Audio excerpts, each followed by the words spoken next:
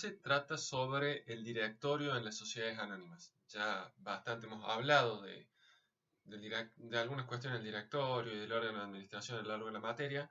Ahora vamos a poner el énfasis en cómo está estructurado el directorio en las sociedades anónimas, que es donde más se encuentra reglamentado el funcionamiento de este órgano. Directorio del órgano de administración en las sociedades anónimas. Acuérdense que la representación de la sociedad anónima, el representante legal es el presidente del directorio, y la administración es el directorio. El directorio tiene como función, o sea, la administración importa decidir, llevar a cabo y ejecutar la gestión cotidiana de la sociedad. En este punto, yo me quiero detener específicamente para no confundirnos con una idea que es muy habitual de que los directores son las personas que están todo el día en la sociedad. Sobre esto hay alguna discusión, sobre todo porque hay algunos autores que dicen que el directorio es un órgano permanente. Lo único que es permanente en la sociedad es la sede social en la que está y la empresa que subyace a la sociedad. Si uno va a la sede social de la empresa o al establecimiento de la empresa, con lo que se va a encontrar es con la sociedad funcionando.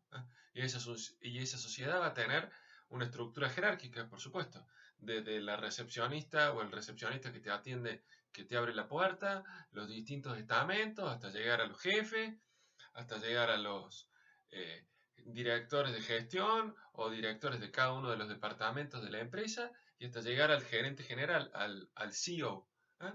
Bueno, en materia de sociedad, todo eso, toda esa estructura empresaria es derecho laboral, hace a la estructura de la empresa, las órdenes que se dan, etcétera, etcétera. No tiene nada que ver con el directorio. El directorio va a ser un órgano que se va a reunir y va a funcionar cuando esté reunido, sin perjuicio de lo que sea la responsabilidad o no de los directores por la gestión en determinados supuestos. Pero ustedes cuando, si quieren ir a ver el directorio de una empresa, no van a poder ir en cualquier momento a la sede social y decir, hola, quiero hablar con el directorio, quiero hablar con los directores. No, en principio, si a uno va a la sede social, quien los va a recibir son los gerentes. El directorio va a funcionar como un órgano social cuando se convoque, cuando se reúna, pero no es un órgano permanente. Hay que diferenciar la idea de el director,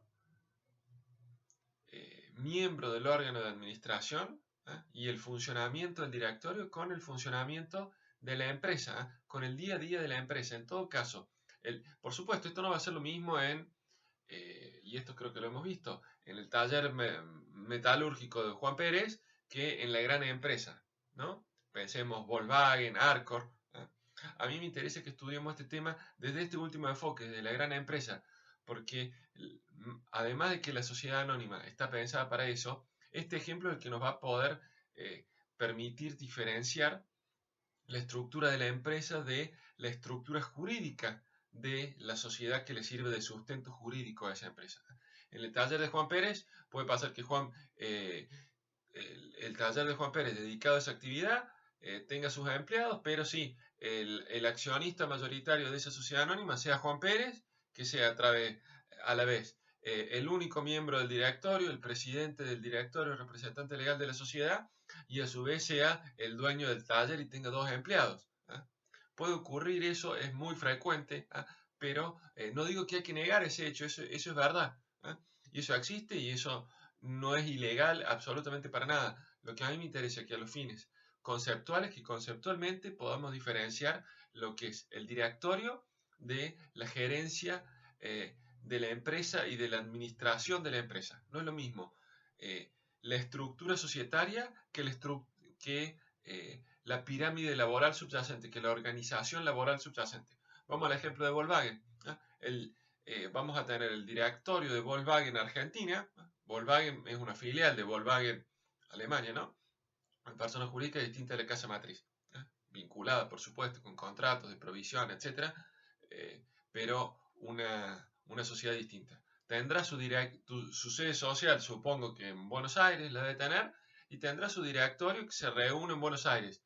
Y a lo mejor ese directorio de Volkswagen Argentina tiene establecimientos en Córdoba, tiene una fábrica en Buenos Aires, otra en San Luis, etc. Lo que va a hacer, y cada fábrica tendrá su gerente, su director de operaciones, su director de personal, su director financiero, los distintos empleados, etcétera, etcétera. Cuando digo director, digo encargado del departamento, de esa parte operativa, lo mismo que gerente, director o gerente, pero todas cuestiones relacionadas con la, la, la estructura de la empresa. Tendrán su CEO, su gerente general, esa fábrica, y tendrá su COO, el Chief Operating Officer, el jefe de operaciones, el CFO, el Chief Financial Officer, el jefe de la parte financiera y administrativa de la sociedad, y así hay un montón, el jefe de recursos humanos, etcétera, etcétera.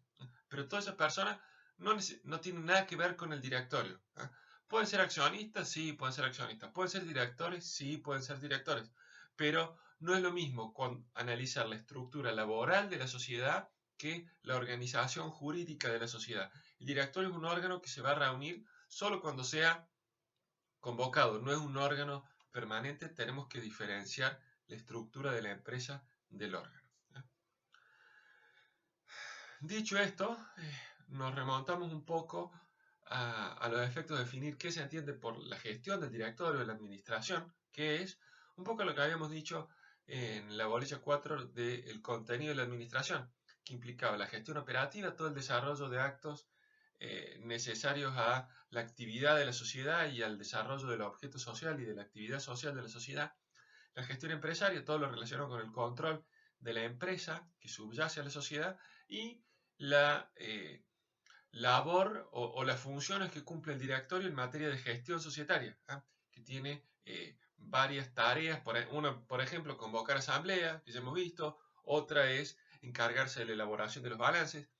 El directorio tiene muchas funciones dirigidas o orientadas a poner en marcha las distintas funciones o tareas que tiene que llevar a cabo la empresa. El directorio va a encargarse de eventualmente designar representantes mandatarios para que representen a la sociedad en un determinado negocio, así no tiene que ir el presidente, otorgar poderes.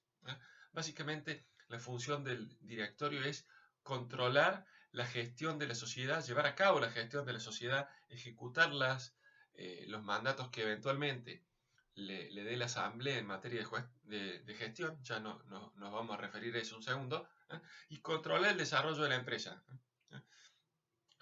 Básicamente los gerentes, toda la plana de la estructura laboral de la empresa le va a tener que responder al directorio. El directorio va a tener que estar controlando qué es lo que pasa en la estructura de la empresa. Pero no necesariamente tienen que ser empleados los directores, o no necesariamente son empleados o gerentes. Tienen una función de ejecución de la gestión, no necesariamente una función operativa. ¿Se puede dar el fenómeno del director empleado? Sí, se da el fenómeno del director empleado, se da el fenómeno de la persona que es director y empleado de la sociedad, es director y empleado en un cargo jerárquico, generalmente. Puede ser que el presidente sea a la vez el CEO o puede ser que no. Todo dependerá cómo se organice la empresa, la envergadura de la empresa, etcétera, etcétera. En ese caso, en que fuera empleado, va a tener un doble vínculo con la sociedad, el vínculo de director y el vínculo de empleado, uno regulado por el derecho societario, otro regulado por el derecho laboral. La naturaleza jurídica del vínculo director-sociedad no nos vamos a meter. Hay algunos autores que hablan de una suerte de servicios que presta el director hacia la sociedad. Yo prefiero no utilizar esa teoría del contrato de servicios, sino señalar que lo que hay entre el director y la sociedad es un vínculo orgánico, propio de la ley de sociedades, siendo el director un miembro de un órgano de la sociedad. De la misma manera que el accionista en relación a la sociedad no es ni un mandatario, ni un empleado, ni tiene una relación de servicios o de obra contra la sociedad, en relación a la sociedad. El accionista respecto a la sociedad es un miembro del órgano cuando actúa en la asamblea de accionistas. De lo contrario es un tercero. El director en relación a la sociedad es un miembro del órgano de administración. Puede ocurrir, ya hemos visto lo que nos decía el artículo 233 infine y 234 inciso 1, que la asamblea tenga competencias de gestión en nuestro derecho, de acuerdo a lo que se le haya establecido al respecto en el estatuto o en vista de las resoluciones que tome y que van a ser obligatorias, como hemos visto, para el directorio. Eso genera alguna que otra discusión doctrinaria respecto a la posibilidad de que exista tensión entre el directorio y la asamblea. Algo habíamos visto en la clase pasada cuando hablábamos de cómo el directorio tenía que proteger la ley y el interés social y eventualmente si había una resolución de la asamblea que era ilegal, tenía que proceder a impugnarla.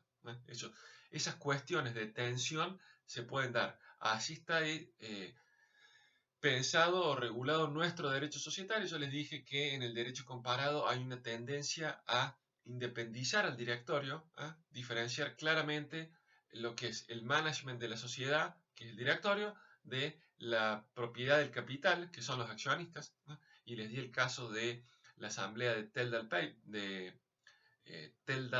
Paper, de la película Wall Street, donde ahí se ve claramente cómo están los accionistas por un lado y los directores por el otro, en ese caso enfrentados.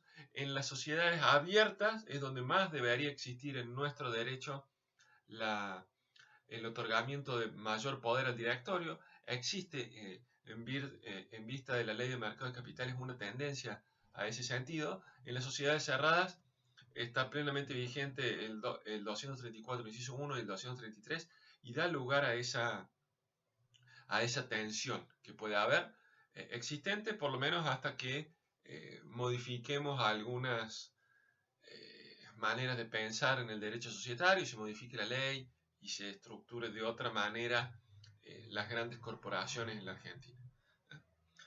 La competencia del directorio, a diferencia de la competencia de la asamblea, no está delimitada de manera específica. Ustedes si yo les pregunto cuál es la competencia de la asamblea, me van a tener que decir los artículos 234, 235. Son cuestiones específicas.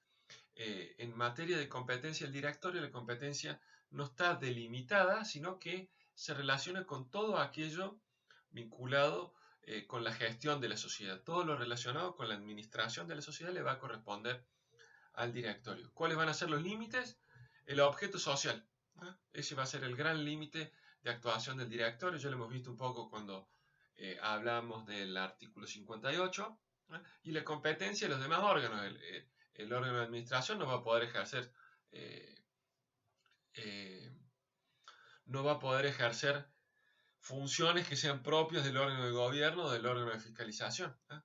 Va únicamente poder dedicarse a la administración de la sociedad. ¿Cómo funciona el directorio? Esto que habíamos dicho que no era un órgano permanente. El directorio funciona a través de reuniones. Nos va a decir el artículo 255 a 260. Esos artículos 255 a 260 nos hablan de cómo está organizado el directorio en nuestro derecho. El principio general es ver cómo está diagramada la organización en el instrumento constitutivo de la sociedad. Todo lo que nosotros vamos a ver son cuestiones supletorias. La ley nos dice que el directorio puede ser unipersonal o pluripersonal. En el caso que sea pluripersonal, tiene que ser, las decisiones se van a tomar por mayoría, o sea, de manera colegiada. Eso no quita que el directorio pueden ser dos personas. Y bueno, se tendrán que tomar por unanimidad las resoluciones, o puede ser un número par, no interesa.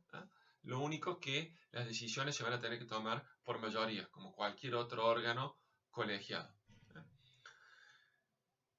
Puede ser unipersonal, la ley no nos obliga, salvo en la SAUS, a designar a un suplente. Debería hacerlo porque la designación de directores suplentes ayuda a cualquier problema que se pueda suscitar cuando algún director cesa en su función, porque se muere, porque lo remueven, porque renuncia, etc. Y muchas veces el funcionamiento normal del directorio se puede ver bastante complicado si no se ha previsto la asunción de un director suplente, ya sea de manera temporaria, mientras dure una inhabilidad, una enfermedad, por ejemplo, lo que fuere, o una inhabilidad de carácter más definitivo en cuyo caso el suplente va a asumir eh, hasta que se venza el mandato del director cuyo mandato está supliendo. Nos dice la ley, por lo menos cada 3 meses. Yo puedo establecer cualquier otra periodicidad, puedo decir, nos reunimos toda la semana, nos reunimos cada un mes, etc. Pero por lo menos cada 3 meses se tiene que reunir el directorio. Si no tiene nada para decir, bueno, tendrá que reunirse y decir, bueno, nos reunimos para cumplir la obligación legal, no tenemos nada para decir. De toda reunión del directorio, como de toda reunión de los órganos sociales, tienen que elaborarse un acta. Ya vamos a ver la importancia del acta en relación a la responsabilidad de los directores. ¿Dónde se reúne el directorio? La regla es en la sede de la sociedad. Podría establecerse cualquier otro lugar para que el directorio se reúna. Se discute la posibilidad de reuniones a distancia. No está previsto en la ley, por eso no la podemos establecer como una norma imperativa de la ley, que está establecido eso. Entonces, principios como las normas que regulan el directorio son imperativas, pues son cuestiones que hacen al tipo social, no se podría aplicar de manera directa lo que establece el Código Civil en relación a las reuniones a distancia, pero se podría establecer en el estatuto la posibilidad de hacer reuniones a distancia, a través de lo que sí se va a necesitar, como toda reunión a distancia, un mecanismo simultáneo de comunicación, debiendo el presidente del directorio, en su caso, tomar en consideración y eventualmente redactar el acta correspondiente, dejando constancia de todas las cuestiones que se sucedan en esa reunión a distancia. El presidente del directorio, como persona a cargo del normal desenvolvimiento de la reunión del directorio, va a tener que encargarse de dar fe de todo lo que pase en esa reunión, aun si la misma es celebrada a través del mecanismo de las reuniones a distancia. Yo les he dejado como material diversos videos de reuniones de directorio para que ustedes vean qué se habla en una reunión de directorio, qué se plantea en una reunión de directorio. Algunas veces puede pasar que haya directores que son a la vez empleados de la sociedad y se discuten cuestiones como vamos a lanzar tal producto o tal área de la sociedad no está funcionando o la financiación que estamos buscando no nos sirve para lo que queremos hacer, entonces vamos a tener un problema de solvencia de acá en adelante, etcétera, etcétera. Por supuesto, la casuística es infinita porque va a depender de lo que haga cada sociedad a los efectos de desarrollar la empresa y llevar a cabo la actividad social y el desarrollo del objeto social. ¿Cómo son las... hay una cosa. Aún si el directorio es unipersonal, se tienen que labrar actas. Eso es un tema no menor. Se tiene que dejar constancia de las decisiones que se toman y eventualmente cada 3 meses se va a tener que ponerse el presidente del directorio de la sociedad, miembro único del directorio, elaborar un acta cumpliendo con lo que nos establece, con la norma que le requiere reunirse cada 3 meses, y eventualmente decir no hay nada para decir, los negocios sociales marchan bien, la presente la hacemos nada más que para cumplir con la obligación legal. ¿Cómo se reúne el directorio? Bueno, es muy importante tener en cuenta que el directorio no tiene la rigidez en su funcionamiento que tiene la asamblea en relación a la convocatoria y al temario. ¿Se acuerdan que en la asamblea habíamos sido muy detallistas respecto de lo que era el temario, que tenía que estar todo detallado, que si el accionista era el que quería convocar una asamblea, tenía que pasar al directorio una nota con todo el temario, que se iba a ir punto por punto, ejerciéndose el derecho de información, de voz, de voto, etcétera, etcétera. En materia de las reuniones del directorio, porque es algo relacionado con la gestión de la empresa, es algo más dinámico. y aparte, acuérdense, las convocatorias de la asamblea, publicación edictal, la única forma de zafar de la publicación era llevando a cabo una asamblea unánime, que tenían que estar todos los accionistas y todas las decisiones tenían que salir por unanimidad, pero si no tenía que hacer una publicación de edictos, con antelaciones, con primera convocatoria, segunda convocatoria, etcétera, etcétera. El directorio sí va a tener un quórum para funcionar. Dijimos se va a reunir en la sede social. El tema es que no va a tener, y se debe reunir cada 3 meses, pero puede ser convocado el directorio cuando el presidente entienda conveniente convocar al directorio para tomar alguna decisión y cuando eventualmente algún director se lo requiera al presidente. Diga, señor presidente, llamé a una ronda de directores, yo quiero tratar este tema, que me he enterado, que veo tal negocio que se puede hacer, o veo que la situación económica nos va a pegar de tal y tal manera, entonces hay que cambiar la actividad de la empresa para este lado, etc.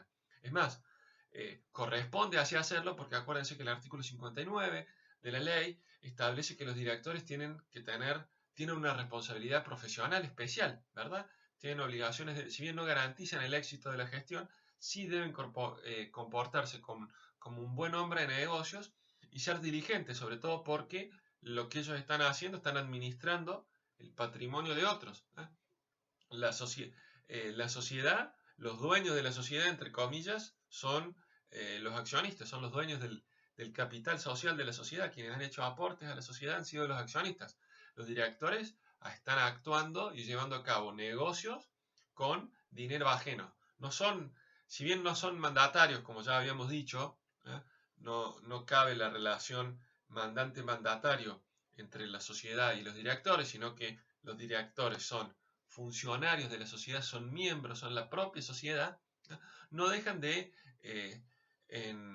tener que rendir cuentas de su gestión al directorio. No lo van a hacer como un mandante le rinde cuentas a su, perdón, como un mandatario le rinde cuentas a su mandante, pero sí van a tener que rendir cuentas, como hemos visto en las asambleas, a los accionistas de lo que ha sido su gestión y de lo que pretenden hacer en el futuro. Acuérdense lo que era la memoria, que tenía que explicar los estados contables, decir qué es lo que había pasado en el ejercicio anterior, qué se había hecho y qué se pretendía hacer en el futuro, cuál era el plan de la empresa. Bueno, todo eso son cuestiones que los directores le deben explicar a los accionistas.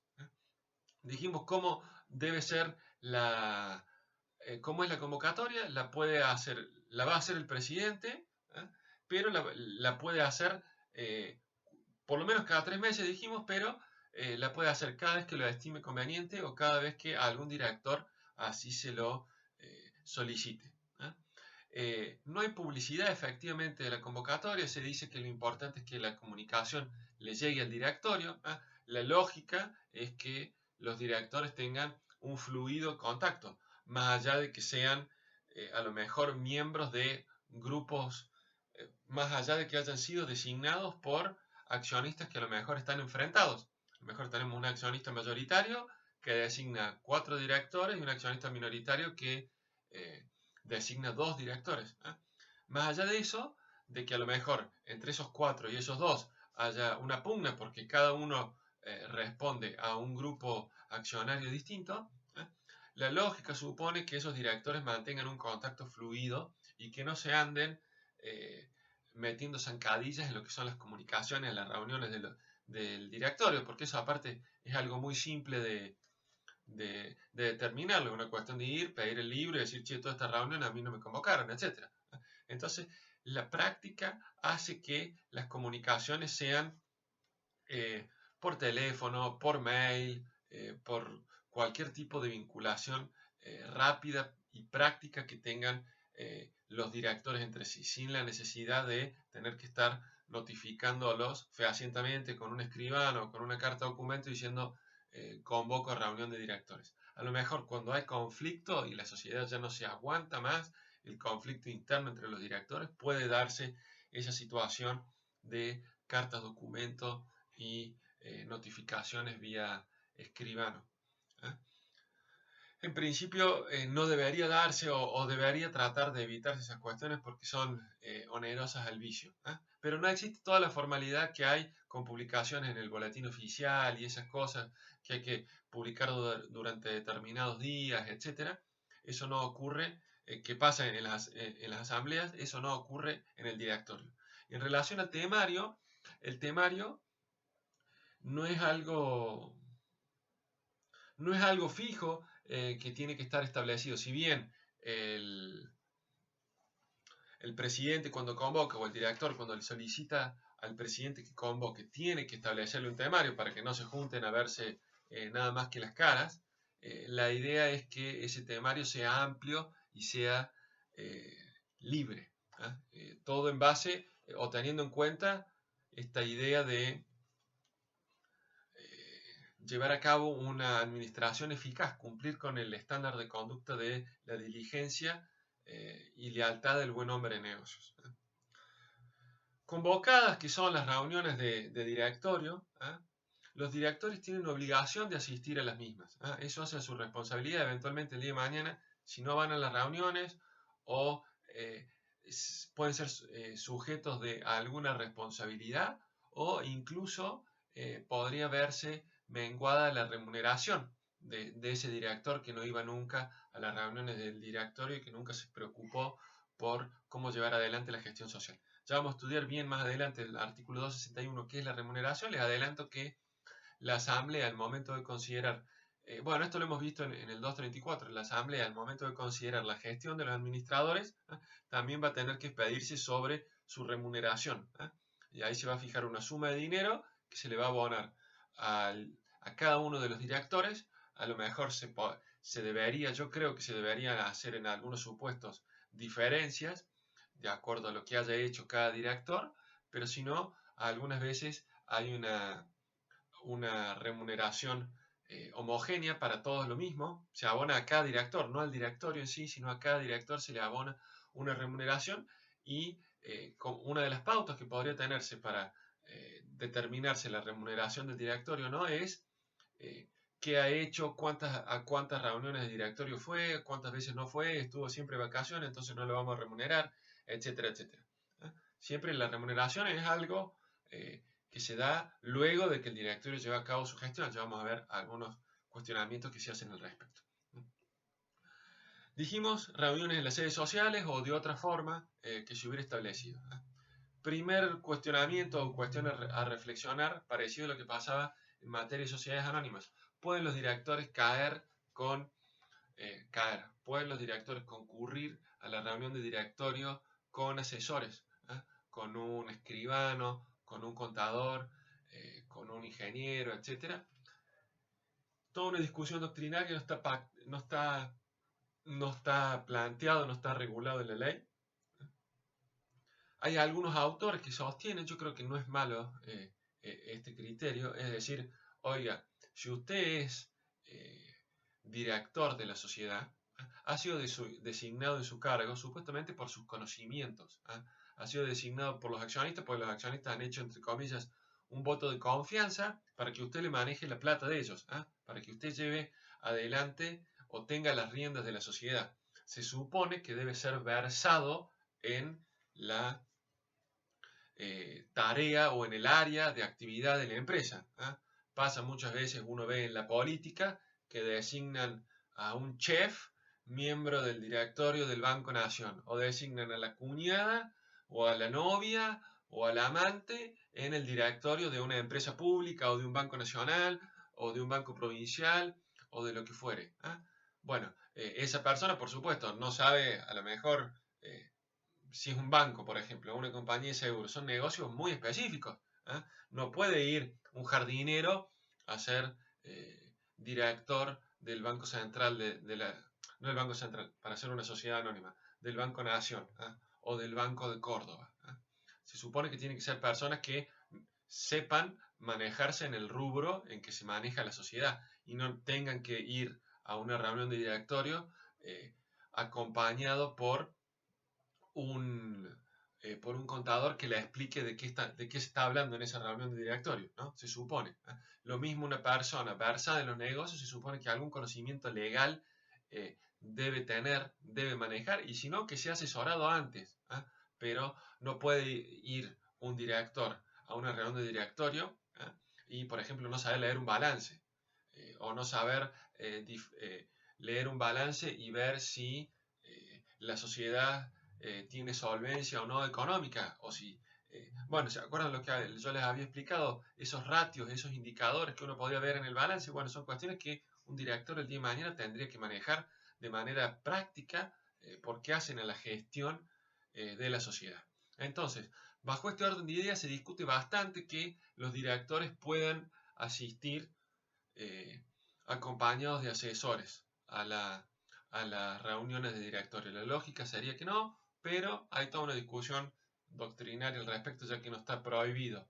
¿eh? Por supuesto, si lo hacen, esos asesores tendrían que pagarlo el directorio, el director de que se trate de su propio bolsillo. Toda una discusión, se puede regular algo en el estatuto, sí, y es conveniente regularlo en el estatuto. El quórum para el funcionamiento del directorio, artículo 260. No podrá ser inferior a la mayoría absoluta de sus integrantes. Como mínimo, mayoría absoluta. Mayoría absoluta que le voy a tomar teniendo la totalidad de miembros del directorio. Un directorio tiene 9 miembros, la mayoría absoluta va a ser 5. Dijimos, la mitad de 9 es 4,5, mayoría absoluta es más de la mitad, no la mitad más 1, más de la mitad, entonces la mayoría absoluta de 9 es 5. Entonces con 5 yo voy a tener quórum. Y por supuesto las decisiones también se van a adoptar por mayoría. No hay nada establecido específicamente en materia de las decisiones y la mayoría de las decisiones a tenerse en cuenta en el directorio para una decisión válida, pero se entiende que es mayoría absoluta de los presentes. O sea, si éramos 5, mayoría absoluta van a ser 3. Acuérdense de 5, la mitad son 2,5, mayoría absoluta es más de la mitad, no la mitad más 1. Es más de la mitad, entonces mayoría absoluta de 5 son 3. Entonces, si 3 directores de acuerdo, la decisión es válida. Pero no dice nada la ley, en ese punto se podría reglamentar de otra manera en el estatuto. Acuérdense que está la cuestión de las clases de acciones, o sea que las variables son infinitas de acuerdo a la creatividad y las necesidades que tenga cada empresa. Lo importante de toda actuación de toda reunión de directorios se tiene que elaborar un acta. ¿Cómo se vota en las reuniones de directorio? Esto también es importante, se tiene que votar a viva voz. Cada director va a tener que eventualmente decir cuál es su voto, salvo que voten por unanimidad, pero en principio cada director tiene que dejar registrado su voto. ¿Por qué es esto importante? Porque el artículo 275, supónganse que yo soy un director que fue designado por el grupo accionario minoritario, y yo creo que la sociedad, con lo que está haciendo el directorio, mis otros compañeros del directorio, se va a hacer una macana, le va a generar un daño a la sociedad, al patrimonio social, o a los terceros, o a los propios accionistas, etc. Yo no quiero que el día de mañana se me reclame responsabilidad civil por esta mala actuación, por estas malas decisiones que va a tomar el directorio. A los fines de eximirme de responsabilidad, que no puedan venir nadie a reclamarme, lo que yo tengo que hacer es dejar asentado mi voto en la reunión de directorio, que yo voto en contra. De esa manera yo voy a poder estar eximido de responsabilidad. Y ahí que es importante que se elabre el acta de manera correcta y que se registre cada uno de los votos que cada persona, que cada miembro del directorio lleva adelante. No se requiere para ser director ninguna cualidad personal específica. Puede ser cualquier persona tenga o no título profesional. Ya vamos a ver que con la sindicatura eso no pasa. Puede ser cualquier persona con o sin título profesional. Puede ser accionista. Puede ser un tercero. Puede ser designado miembro del directorio una persona jurídica. La doctrina entiende que sí, que no hay nada prohibido al respecto. Lo que ocurrirá es que esa persona jurídica, al ser un incapaz de hecho, va a tener que designar a un representante para que la represente en la reunión de directorio. Nada más que eso. Ahí vemos que si una persona jurídica es miembro puede ser miembro del directorio, la idea de que el directorio como órgano permanente es algo bastante discutible. Las decisiones, bueno, el tema de las reuniones a distancia ya hemos visto, no está previsto en la ley de sociedades, sí está previsto en la ley de mercado de capitales para las sociedades que hacen oferta pública de sus acciones, y hemos visto que está previsto en el Código Civil. Entonces, como norma imperativa para las personas jurídicas en el Código Civil, entonces sí, como no está en la norma imperativa de la ley de sociedades, no lo podemos aplicar, pero lo podremos aplicar si está en el estatuto. Si ahora en el estatuto regulamos las reuniones a distancia, con los recaudos que yo les dije, sí se podrían llevar a cabo. De las reuniones del directorio dijimos, se va a elaborar un acta. A las reuniones del directorio, si hay órgano de fiscalización, tiene que comparecer el órgano de fiscalización, el síndico, el presidente de la comisión fiscalizadora, a los efectos de comprobar la legalidad del acto. Y eventualmente el síndico también va a tener que suscribir el acta del directorio. El acta del directorio, no se los dije, a diferencia de la asamblea, que se le asigna generalmente a 2 personas para que suscriban el acta de directorio la tienen que suscribir todos los miembros presentes.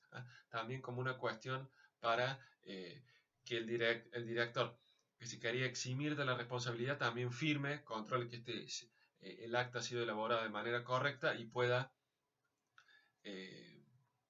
eximirse de responsabilidad. ¿Qué pasa si hay semejante situación de conflicto que un director no sabe si va a quedar debidamente asentado en el acta lo que él está diciendo? Podría ir con un escribano, podría ir con un grabador, con un videograbador, con un dactilógrafo. En principio sí, al igual que la asamblea, y sería de mala fe que no lo dejen comparecer con esas personas, que por supuesto su trabajo va a estar a cargo del director, pero la lógica sería que si se permitiera en este tipo de situaciones, si se permitiera al director concurrir con esos colaboradores. Las decisiones que toma el directorio, si bien esto también no está regulado en la ley en ninguna parte, aplicamos principios generales del Código Civil. Las decisiones del órgano de administración son un acto jurídico, importan un acto jurídico, la manifestación de voluntad de la sociedad. Acuérdense que el directorio era un órgano, la sociedad no actuaba, no hablaba, sino a través de sus órganos. El directorio actuando es la propia sociedad actuando. La propia sociedad actuando genera actos jurídicos unilaterales o bilaterales de acuerdo a si hay alguna otra persona con la que se vincula o no. Pero la decisión del directorio va a ser una decisión impugnable. De la misma manera que es impugnable la decisión asamblearia, es impugnable la decisión del directorio. Y los vicios van a ser lo mismo que hemos visto en relación a los vicios de asamblea. Una categoría abierta que hace referencia a cualquier irregularidad siempre que tenga entidad para producir un daño, cualquier irregularidad relacionada con la reunión del directorio. Con esto más o menos hemos visto cómo funciona el directorio para tener en claro la práctica. Los remito a los videos, que los videos ilustran bastante para que ustedes puedan tener una noción práctica de cómo funciona el directorio. Me interesa únicamente leer ahora, antes de pasar a otros temas, el artículo 269. Después vamos a hablar de la persona de los directores, su responsabilidad, qué pueden hacer, qué pueden no hacer, si pueden delegar el cargo, las incompatibilidades y demás. Ya eso vamos a hablar de la persona de los directores a renglón seguido. Me interesa seguir con la organización del directorio en sí. Hay un artículo que es el 269 que nos habla del comité ejecutivo.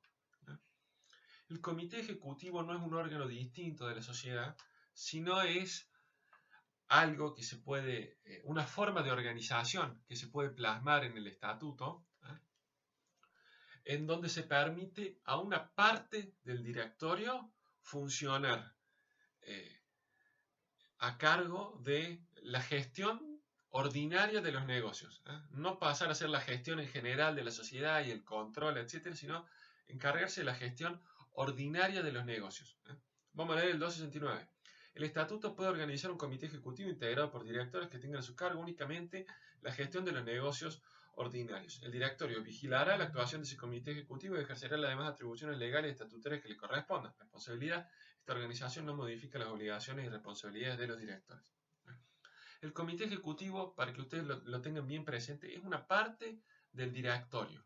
Por eso tiene que estar integrado por directorio. Una parte del directorio que funciona o a quien se le encarga la gestión ordinaria de los negocios. Pero no es un órgano distinto al directorio, ni es algo, ni es un órgano especial de la sociedad, ni forma parte de la estructura laboral de la empresa, ni la estructura empresaria de la empresa, sino que es una parte del directorio a la cual que va a funcionar por mayoría, va a eventualmente tener reuniones, pero va a ser una parte del directorio a la que le van a encargar aspectos ordinarios de la gestión. Y el directorio va a seguir funcionando con la totalidad de sus miembros y va a estar controlando y supervisando lo que haga ese comité ejecutivo que va a estar más a cargo de las cuestiones ordinarias. Solo en las sociedades anónimas en donde así se prevé en el estatuto. Si no está previsto nada en el estatuto, vamos a tener al directorio únicamente. El comité ejecutivo se da en muy pocos casos, sobre todo en las empresas muy pero muy grandes, porque ¿qué va a implicar? Que haya superposición de funciones y los miembros del comité ejecutivo van a querer una remuneración especial, entonces va a salir, por supuesto, mientras más organización haya, más caro va a salir el tema a nivel remuneraciones y tareas a realizar. Entonces, muchas veces las empresas optan nada más que por tener su directorio sin recurrir a esta figura o a esta forma de organización que es el comité ejecutivo. Dicho esto, vamos a pasar a analizar el artículo 70, que nos habla de los gerentes. El artículo 70 es importante porque nos introduce en la ley de sociedades algo que no tiene que ver con las sociedades ni con el funcionamiento del órgano, que es la figura de los gerentes. Los gerentes son empleados de la sociedad, por supuesto, son empleados de la máxima jerarquía, son, digamos, los empleados ejecutivos de la sociedad, pero no dejan de ser subordinados de la sociedad, no son miembros de un órgano, sino que son subordinados de la sociedad. Siendo que se trata de la plana mayor, por así decirlo, por utilizar un término castrense, la plana mayor de la estructura empresaria de la sociedad, la ley dice va a ser a cargo del directorio el nombramiento de los gerentes. Pero ese nombramiento no es algo que vaya a tener una duración como el cargo de director, que el director lo nombra a la asamblea y puede durar como máximo 3 ejercicios. No puede durar más que eso. Puede durar como mínimo 1 porque va a tener que llevar a cabo su gestión y eventualmente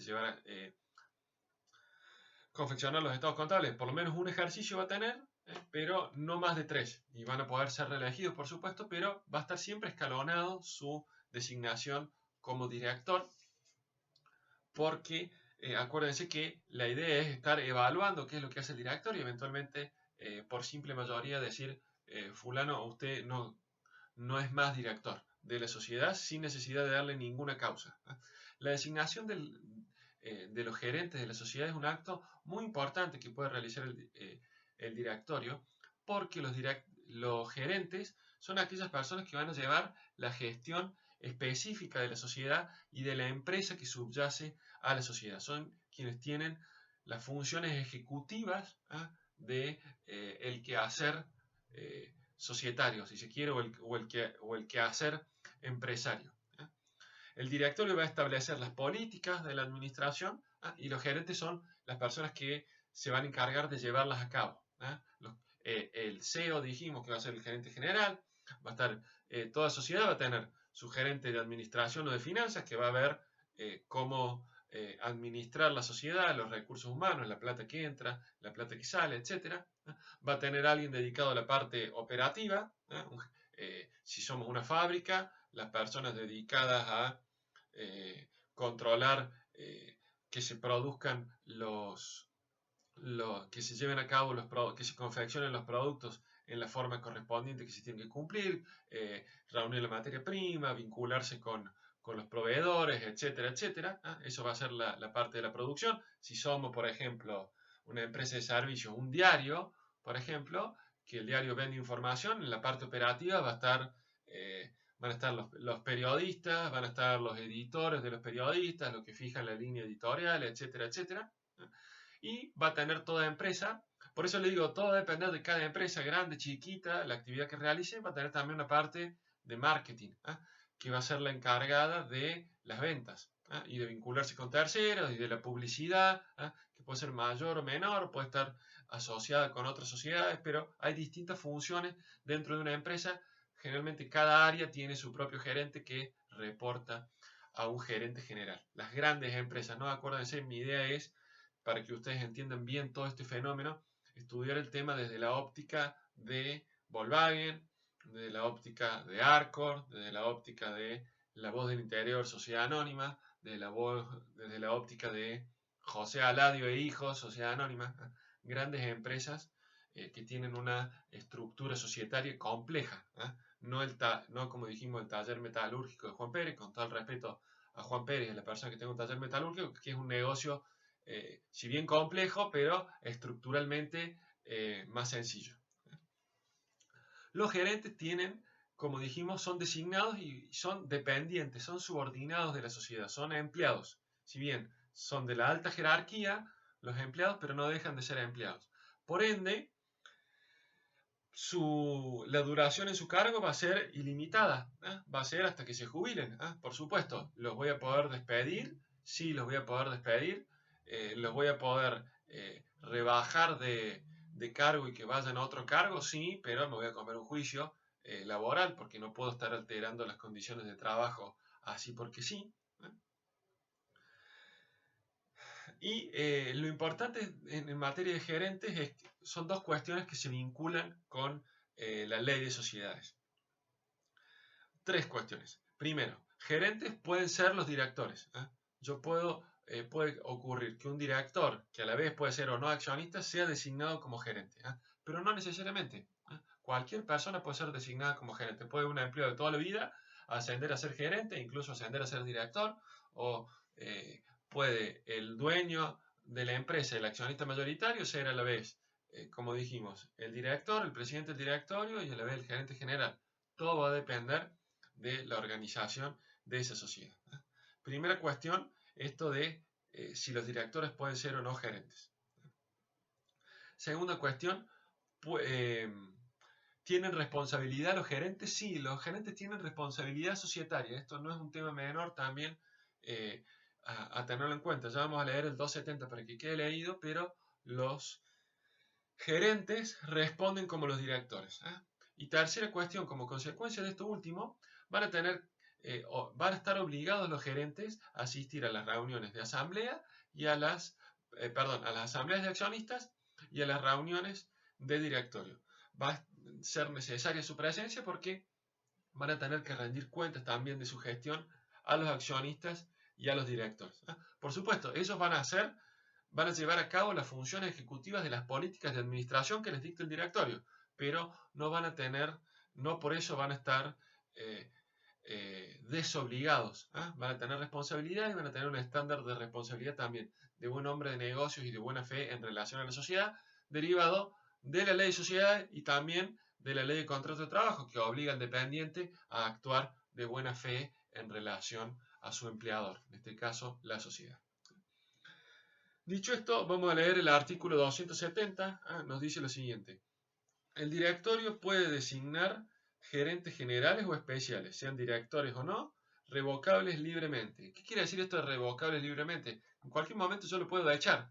Lo que les decía anteriormente, lo único que sí, o le voy a poder modificar la condición de trabajo, lo único que sí, si no le pago la indemnización o si no logro un acuerdo con el empleado, me voy a ligar a un juicio laboral. Eso es cantado, pero como todo empleado, la posibilidad de extinguir un vínculo laboral existe, sin necesidad de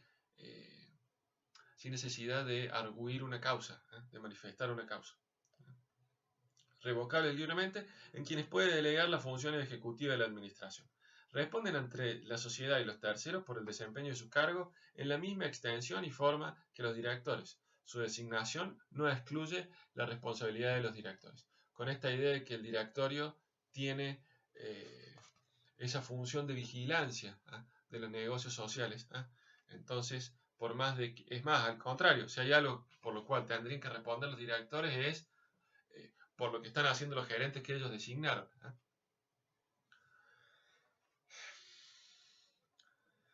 Seguimos. ¿Cómo se eligen los directores? ¿Cómo se lleva a cabo la elección del directorio? Hay varios. El primer punto, analizar, artículo 60. Los administradores, en este caso los directores de la sociedad anónima, siempre su designación y su cese tiene que inscribirse en el registro público de comercio a los efectos de protección de los terceros. Si se mandan a alguna macana en su actuación como director, los terceros van a poder, los terceros, los propios accionistas, pero sobre todo los terceros, a ellos va dirigida la inscripción al registro público de comercio, van a poder dirigir su reclamo de responsabilidad civil contra ellos. El primer directorio es claro que va a tener que estar designado en el instrumento constitutivo. Ahí los socios, al momento de constituir la sociedad, unánimemente dicen quiénes van a formar el directorio, quiénes van a componer el primer directorio durante el plazo que se establezca como mandato de los directores. Acuérdense que el mandato del directorio no puede durar más de 3 ejercicios. Son libremente reelegibles de manera indefinida, pero cada tres ejercicios por lo menos se va a tener que convocar a elección, renovación y elección de directores. Puede ser, como dijimos hace un ratito, pueden ser menos ejercicios, pero la lógica indicaría que no menos de un ejercicio. Vamos a ver cuando hay consejo de vigilancia, que es un órgano específico, que no nos vamos a detener mucho en eso. Los directores en vez de 3 pueden durar 5 años, pero quedémonos con la idea para no confundirnos de que pueden durar hasta 3 años. Puede ser unipersonal o pluripersonal, eso ya lo hemos visto. Cuando hay más de 2 personas, mejor dicho, cuando hay más de una persona, cuando es pluripersonal, se maneja de manera colegiada el director y tiene que sacar sus decisiones por mayoría. ¿Cómo se lo elige el directorio? Dijimos, se lo va a elegir en la asamblea ordinaria. Habíamos visto el 234, que claramente establece competencia de la asamblea ordinaria, la designación o la remoción de los directores. Y la mayoría es, para elegir el director, mayoría absoluta de los votos presentes. Acuérdense, teníamos la asamblea ordinaria, teníamos las acciones, teníamos los votos. Lo que importaban eran los votos. Vemos cuántos votos están presentes en la asamblea a los efectos de la decisión sobre este punto, sobre la elección de los directores. Vemos cuántos votos hay, vemos cuánto es la mitad. Más de la mitad, esa es la mayoría absoluta. Si hay 5 votos, la mayoría absoluta son 3. Con mayoría absoluta se designan directores. Se designarán cada cargo que corresponda renovar de acuerdo a lo que haya sido establecido en el estatuto. En cuanto a la elección, las formas o métodos de elección en materia de directorio, lo primero que habría que hacer una diferenciación entre lo que es la elección por voto simple y la elección por voto acumulativo.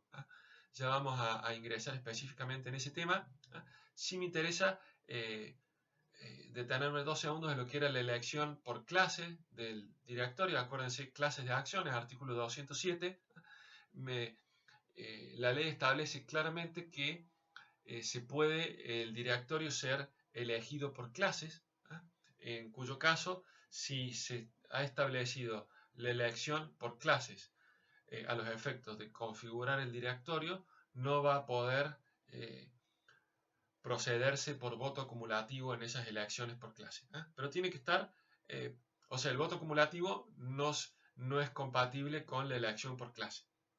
Pero la elección por clase siempre va a tener que estar establecido en el instrumento constitutivo como algo específico y determinado de que a la clase se le va a dar la facultad de designar tal o cual número o miembros del directorio. No es algo que se puede dejar al arbitrio de las asambleas ni del propio directorio, sino que tiene que estar claramente establecido en el instrumento constitutivo. La elección por voto simple y por voto acumulativo. La elección por voto simple es lo que hemos visto anteriormente.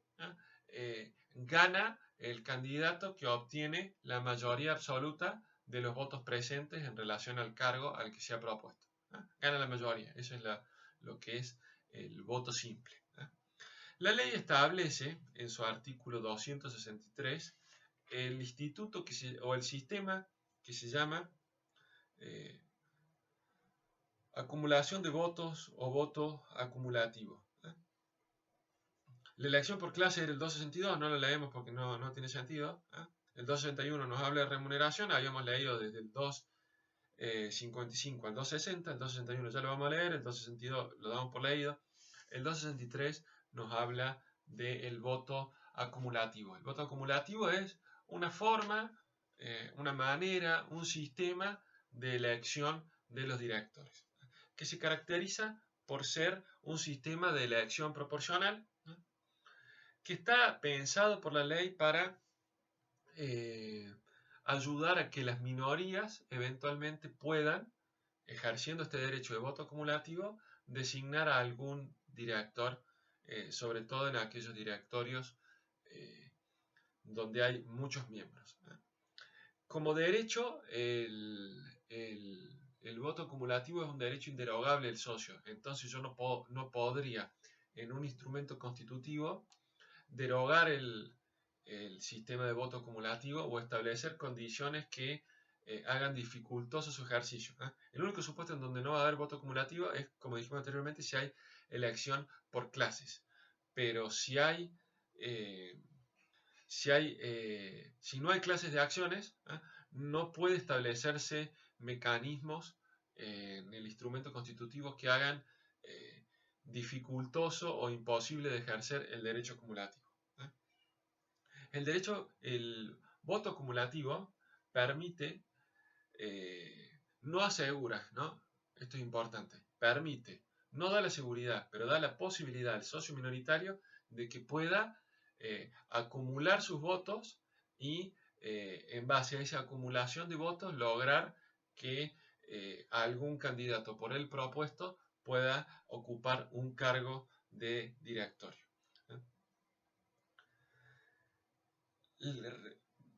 Yo les he dejado un cuadro, no lo hago ahora porque no tengo pizarrón, para explicarles cómo funciona en la práctica el voto acumulativo con un ejemplo. Que tenemos una sociedad dada, una determinada sociedad con determinado capital social, determinados socios que tienen determinadas acciones y determinados votos. Acá no hablamos de pluralidad de votos para hacérselo simple, sino que cada acción daba un voto por acción. Cada accionista va a tener una determinada cantidad de votos, va a haber un accionista mayoritario y varios accionistas minoritarios, y vamos a ver cómo se da el ejercicio del voto acumulativo en distintos escenarios que yo les he planteado. Lo importante tener en cuenta en relación al voto acumulativo, además de poder explicar su funcionamiento, es saber cuáles son los requisitos. Todo lo que hemos venido diciendo, hay algo que hay que tener en cuenta. El voto acumulativo solo va a poder tener lugar en aquellas sociedades que tengan por lo menos 3 directores, que se vayan a elegir por lo menos 3 directores. ¿Por qué? Porque el voto acumulativo va a implicar que de todas las vacantes a cubrir, el socio que quiere ejercer el voto acumulativo, que se lo debe notificar a la sociedad, y esa notificación que hace un accionista habilita al resto a votar acumulativamente. Esa notificación se la tiene que hacer antes de ingresar a la asamblea, conjuntamente con la comunicación de asistencia. Le va a decir, yo voy a poder votar acumulativamente, no necesariamente lo obliga a votar acumulativamente, pero para que esté avisada la sociedad que él lo va a poder hacer de esa manera, y los otros accionistas, al momento de votar, va a tener que decir el presidente, oiga, fulano de tal ha dicho que puede votar acumulativamente. Ya se verá cómo se negocia en la asamblea el manejo entre los accionistas del voto acumulativo. Dijimos, acumular los votos, ¿qué significa? de todos los distintos cargos a llenar, yo les puse en el ejemplo de los 9 cargos a llenar, cada accionista va a tener en cada cargo, en principio, sus votos. Entonces, si vamos cargo por cargo, el accionista mayoritario, si tiene la mayoría absoluta, va a ganar cada uno de esos cargos. Porque el cargo A lo votan, gana la mayoría. El cargo B, votan todos, gana la mayoría porque tiene más votos. El cargo C, votan todos, gana la mayoría porque tiene más votos. El cargo D, votan todos, gana la mayoría porque tiene más votos. Cargo 1, 2, 3, 4, 5, hasta el 9. ¿Qué es lo que me permite el voto acumulativo? Por eso yo les decía que por lo menos 3 directores tiene que haber para ser elegidos. Tiene que haber 3 cargos vacantes para elegir. Me va a permitir el voto acumulativo acumular los votos.